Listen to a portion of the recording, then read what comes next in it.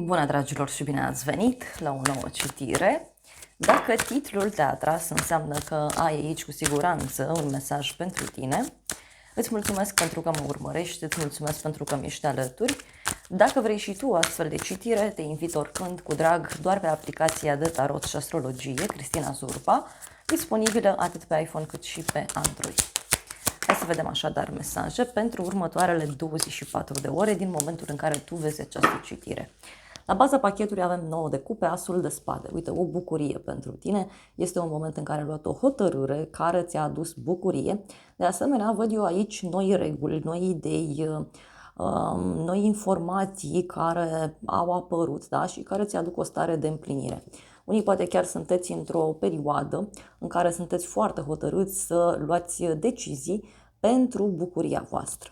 Dar văd aici clar, uite, un moment de împlinire din punct de vedere emoțional.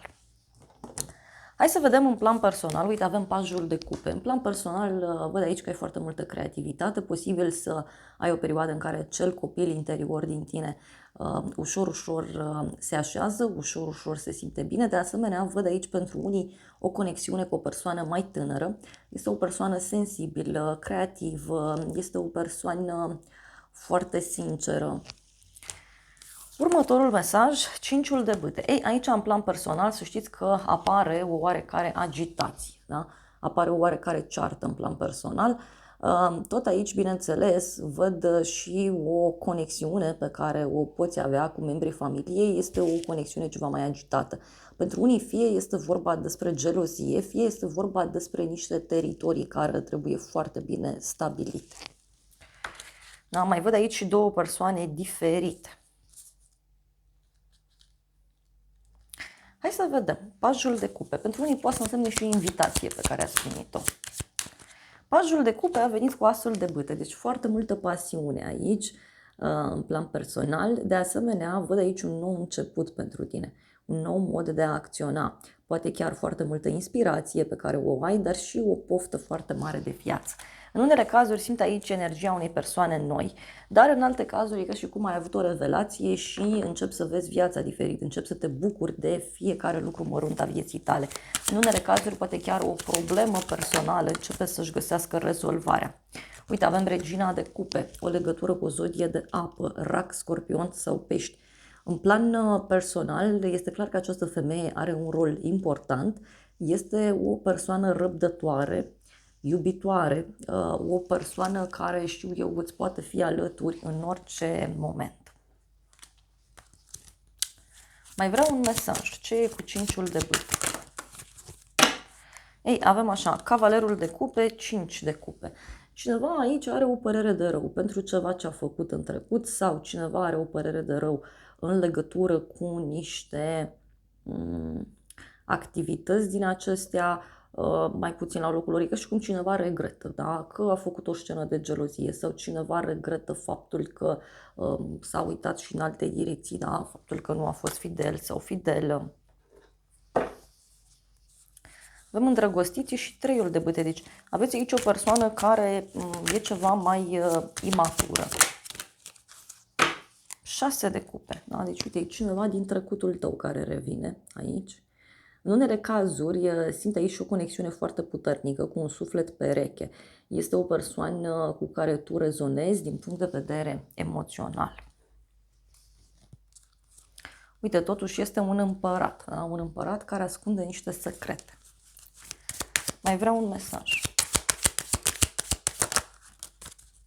Turnul, aoleo, deci în curând se pare că tu vei avea o surpriză foarte mare în plan personal. Da? E o surpriză foarte, foarte mare. Mai vreau un mesaj. Ce cu turnul ăsta? Cavalerul de bâte. Deci cineva aici care e foarte impulsiv, care reacționează dur. Este o persoană care se grăbește, dar pentru unele cazuri poate să fie vorba și despre o rivală, da? Care apare la orizont sau în privința căreia se dezvăluie anumite lucruri din trecut. În plan profesional avem regele de spade, o conexiune cu o zodie de aer, gemeni, balanță, vărsător. Regele de spade aici poate să reprezinte și faptul că ești într-o perioadă în care ai anumite planuri foarte bine puse la punct din punct de vedere profesional. Pentru alții, regele de spade poate să reprezinte și faptul că aveți treabă în momentul de față, fie cu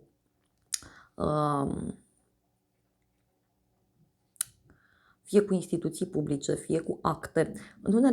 În alte cazuri văd aici că parcă sunt niște reguli foarte bine impuse la locul de muncă. Apoi avem 10 de cupe. Ei, se pare aici că apare împlinirea, bucuria. Deci dacă aștepți un răspuns, să știi că acesta este pozitiv și te ajută foarte, foarte mult.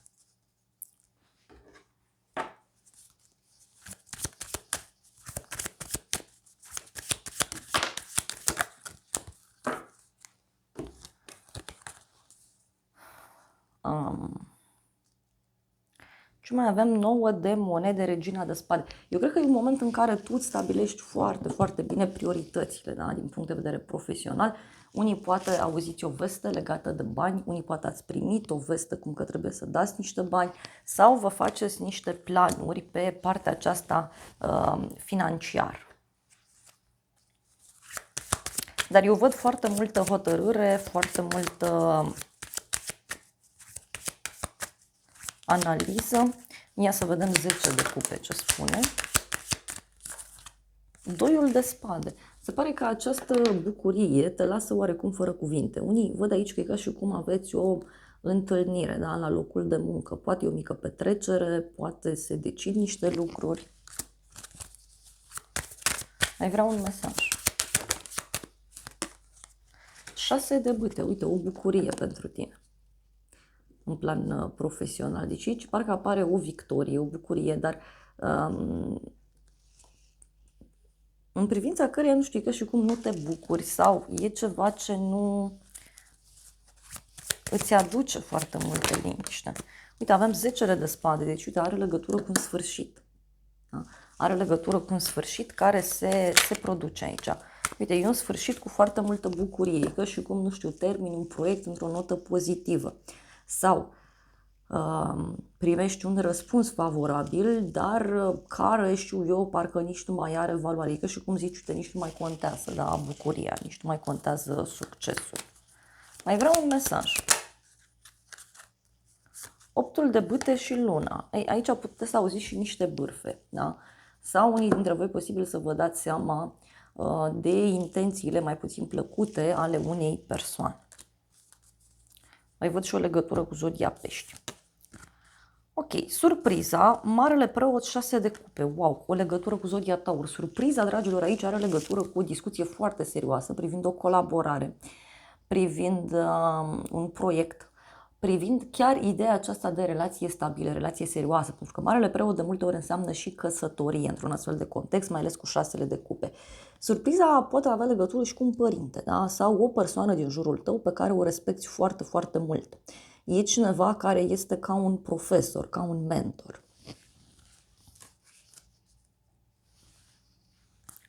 Hai să vedem, marele preot.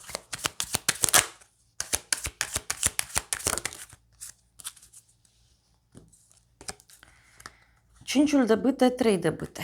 Da? Surpriza. Surpriza are legătură cu o bucurie. Da? Surpriza are legătură cu o primă victorie în legătură, uite, cu cinciul de bâte care a apărut iar, în legătură cu această situație agitată. Eu cred că surpriza pentru cei mai mulți dintre voi are legătură cu viața privată, pentru că este clar aici că se ia o hotărâre foarte importantă. Hai să vedem 6 de cupe.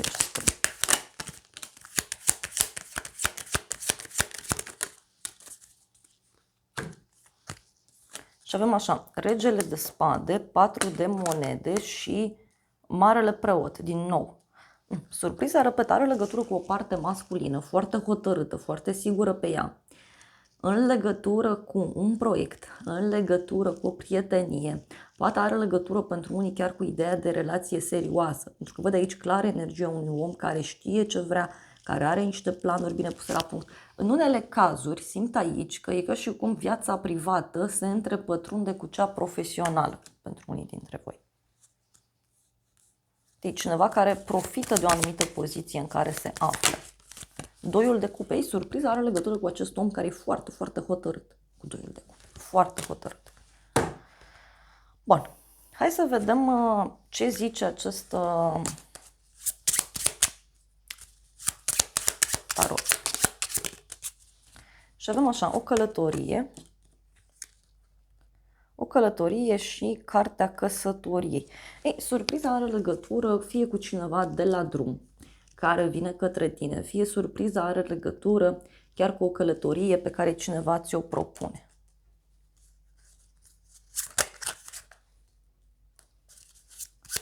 Mai vreau un mesaj. O fericire foarte mare. Deci surpriza are legătură cu o fericire foarte, foarte mare și avem a câștiga mulți bani. Deci asta e aici. Și avem onoruri mari.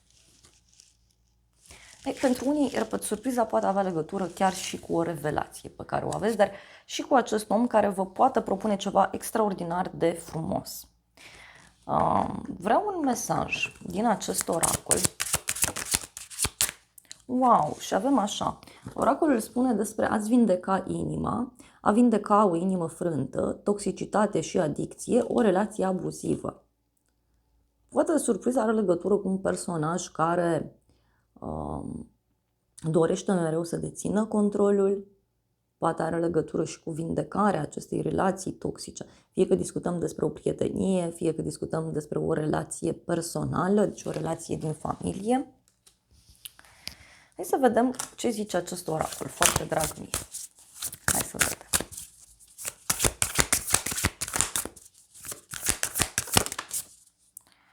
Oh! Cineva care creează. Cineva care creează, cineva care îți propune ceva mare, un proiect mare. Sau poate chiar cineva care îți propune o călătorie îndepărtată, așa cum spuneam. Poate chiar o persoană care este mai singuratică din fire, care este foarte determinată și care are o foarte mare încredere în tine. Mai vreau un mesaj. Și avem unitate. Da? Ce o să te mire? Unitate. Poate o persoană care îți propune să faceți, repet, ceva împreună sau să vă uniți. Să rupeți această distanță. Dar, repet, eu tot cred că e cineva care are un regret. Este o situație de destin aici. Asta e clar. Este o situație de destin. Poate să fie cineva care își dorește să te învețe câte ceva.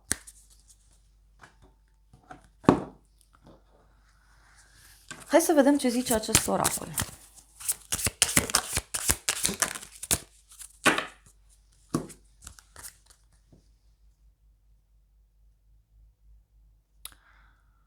Oracolul spune că se întâmplă acest lucru pentru a te ajuta să mergi pe căi pe care nu le-ai cutreierat și să-ți amintească să ai credință.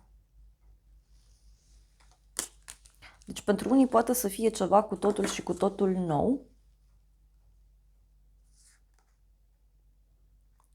dar mai văd aici și o hotărâre în legătură cu ideea că timpul nu este potrivit și de asemenea este și despre a curăța calea ta pentru ceva nou.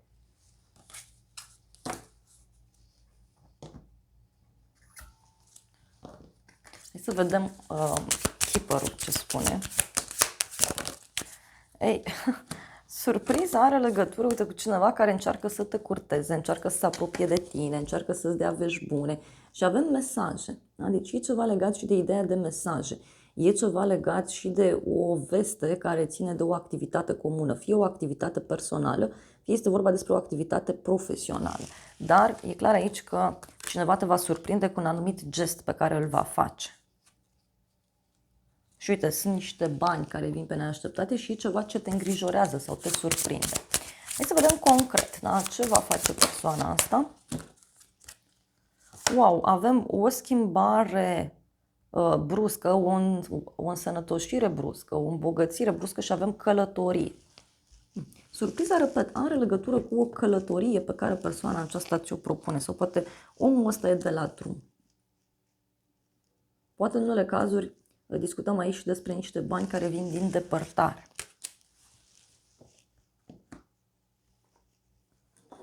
Ia să vedem.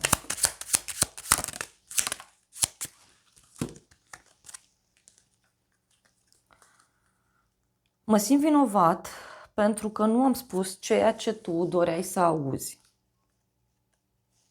Încă îmi imaginez că suntem împreună. Frumos, deci.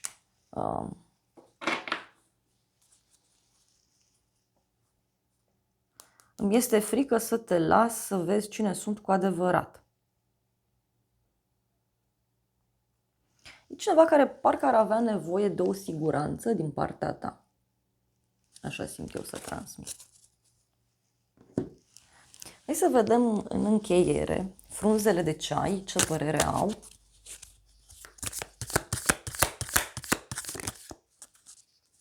S-a întors o carte. Avem pâinea, o perioadă de prosperitate și abundență. Deci din nou discutăm de ideea aceasta financiară.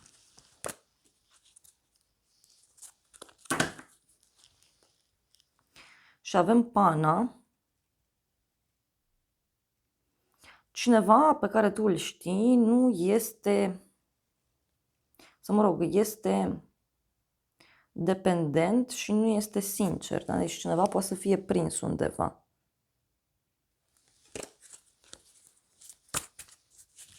Mai vreau un mesaj. E cineva aici care va insista. Da, uite, avem buzduganul. Cineva va încerca să te facă să faci ceva împotriva ta, împotriva voinței tale. Iar apoi avem un bărbat brunet. A relaționa sau a comunica cu o persoană cu părul brunet.